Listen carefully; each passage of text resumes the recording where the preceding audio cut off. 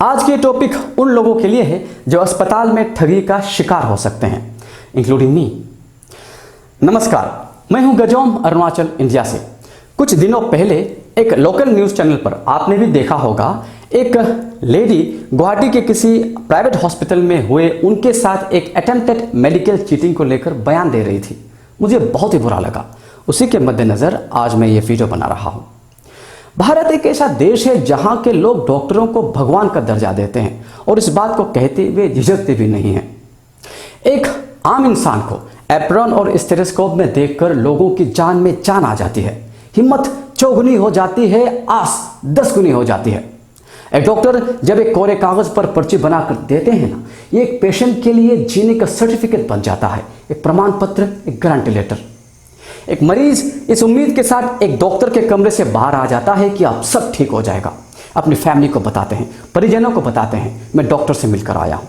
उनकी फैमिली में भी वही खुशी की लहर, वही उम्मीद की हवा चलती है, अब सब ठीक हो जाएगा। यह होता है एक पेशेंट का एक डॉक्टर से रिश्ता, उनसे उम्मीद, उनसे आस।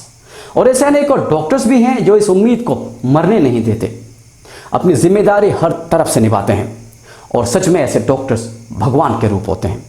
अपनी निष्ठा के कारण ऐसे डॉक्टर्स कई पेशेंट्स को मौत के मुंह तक से वापस लेकर आते हैं। ऐसे को हम अगर भगवान का दर्जा देते हैं तो शायद गलत भी नहीं करते।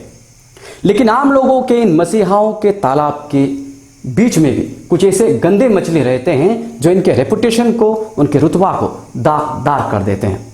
और इन्हीं के कारण डॉक्टर्स के फ्रेटर्निटी बहुत बदनाम भी रहती है। आज कई छोटे बड़े शहरों में अस्पताल, private hospitals, nursing homes, clinics वगैरह खुल रहे हैं।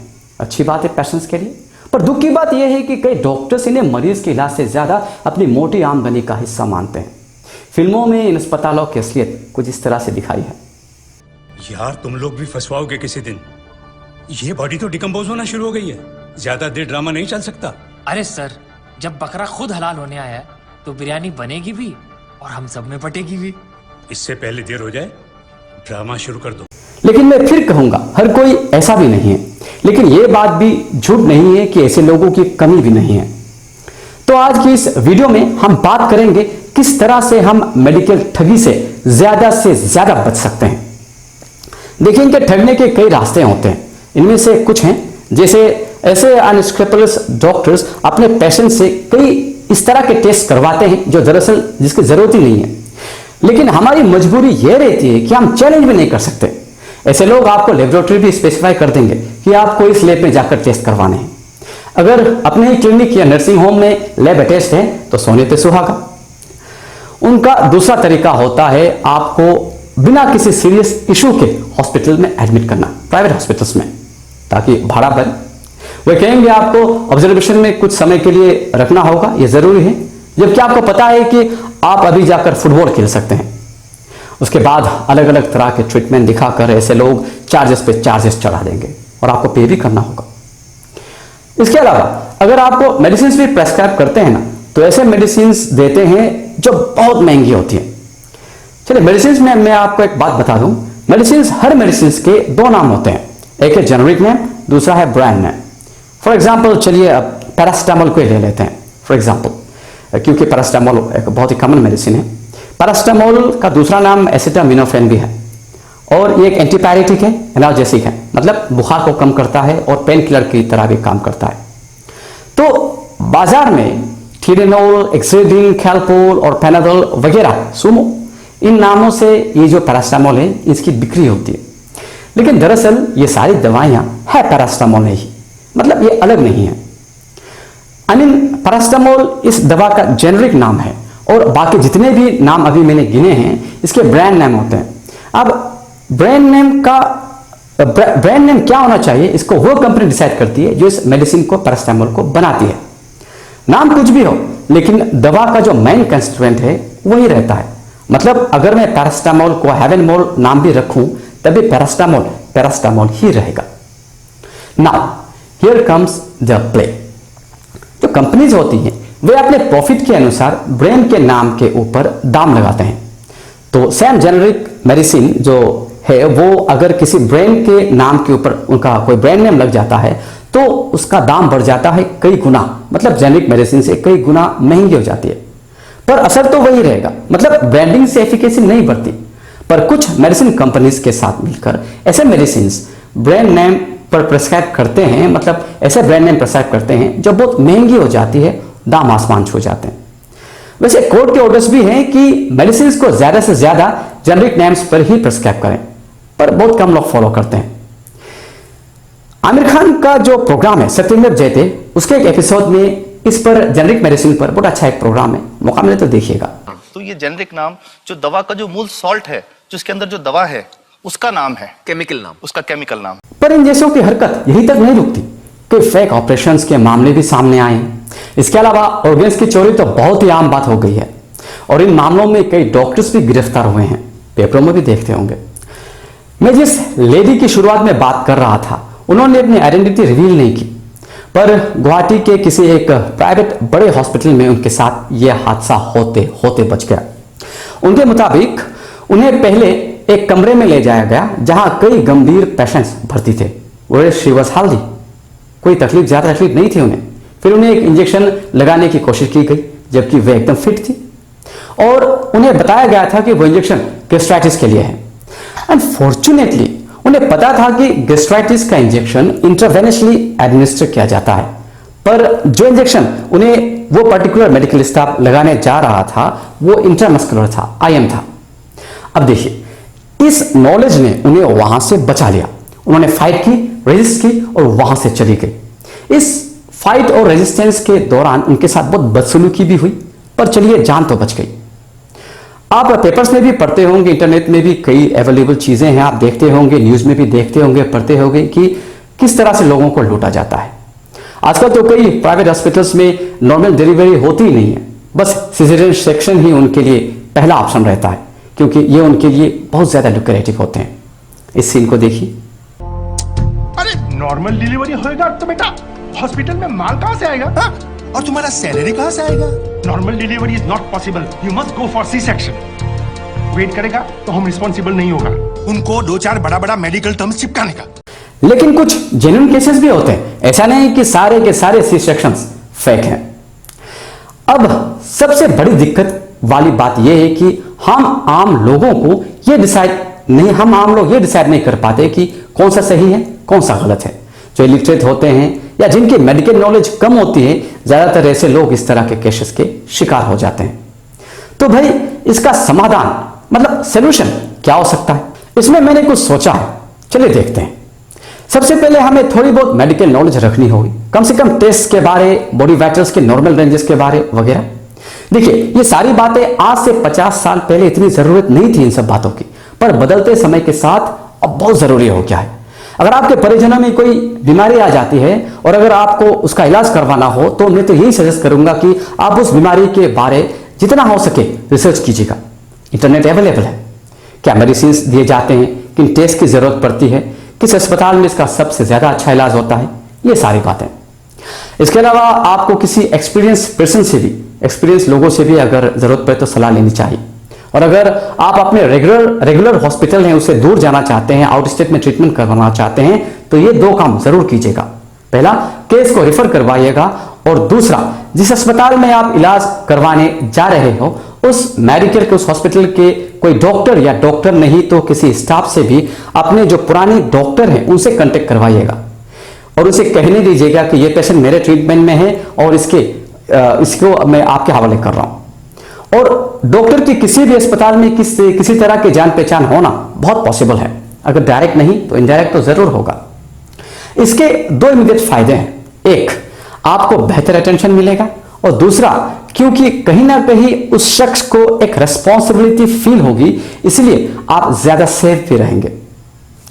मैं नहीं कहता यह 100% काम करेगा, पर हां बहुत काम करेगा। आज तक मुझे मेरे कॉलेज के दिनों के 2 किस्से हमेशा याद हैं।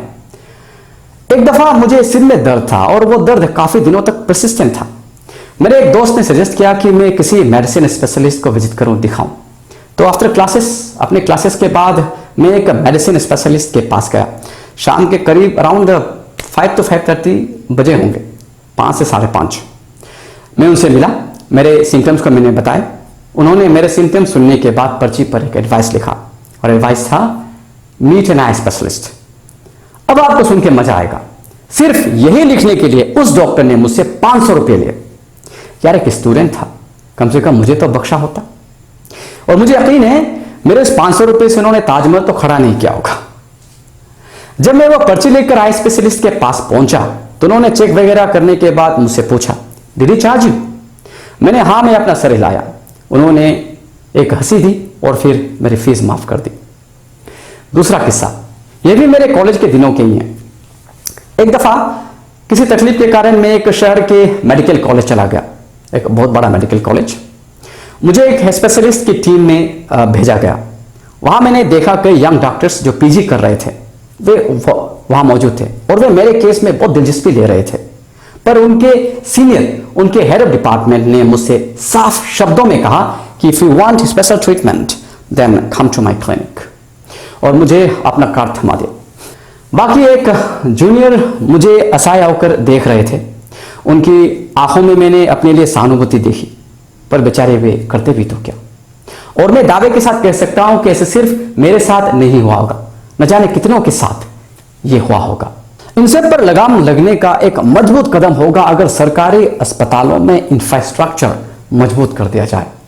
टेस्ट्स जैसे MRI, अल्ट्रासोनोग्राफी, बायोप्सी फैसिलिटीज अगर सरकारी अस्पतालों में पर्याप्त हो तो कई लोगों की जेबें महफूज रहेंगी। किसी सर्जरी के दौरान भी इवन गवर्नमेंट हॉस्पिटल्स में भी स्टिचिंग ग्लव्स, जो स्टिचिंग थ्रेड्स होते हैं, स्वेचर्स और कई तरह के इक्विपमेंट और बाकी सामान के चलते एक लो इनकम फैमिली के लिए बहुत भारी पड़ जाता है। अगर ये सारी बुनियादी चीजें सरकारी अस्पताल में मुफ्त में हो तो गरीबों के लिए बहुत मदद हो सकती है। प्राइवेट की तो बात ही छोड़ दीजिए। यह बात तो सच है कि सरकार को इन सब बातों पर ध्यान देना चाहिए, पर अगर नहीं हो तो हमें भी आगे आकर इसमें थोड़ा योगदान देना चाहिए। I don't know if it is possible and feasible, लेकिन हम अगर समाज चाहे तो अपना एक मिनिमल फाइनेंशियल कंट्रीब्यूशन या मॉरल कंट्रीब्यूशन भी देकर अपने अस्पताल को मजबूत कर सकते हैं। क्या पूरा स्टेट चाहेगा तो 1 करोड़ की मशीन हम नहीं ला पाएंगे? It will be just an one time investment, और अगर वो मशीन आ गई तो हमें उस मशीन से टेस्ट करने वाले टेस्ट के लिए बाहर नहीं जाना पड़ेगा। इसके साथ हमें और कुछ काम भी करना है। शायद ये नामुमकिन सा लगे, पर हमें अपनी आने वाली पीढ़ी को इस तरह तैयार करना है कि कल को वो अपने समाज के प्रति सोचे, पैसों से ज्यादा वो इंसानियत को तवज्जो दे। हमारा देश भारत भी मेडिकल इंफ्रास्ट्रक्चर में कम नहीं है। In fact India is one of the most south after medical destinations in the world, और विदेशों में भी कई नामी डॉक्टर्स इंडियन ओरिजिन के हैं।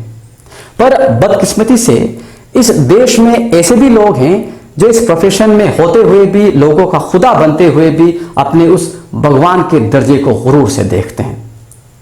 ये क्लिप देखिए। I am as powerful as your so-called God. I am God.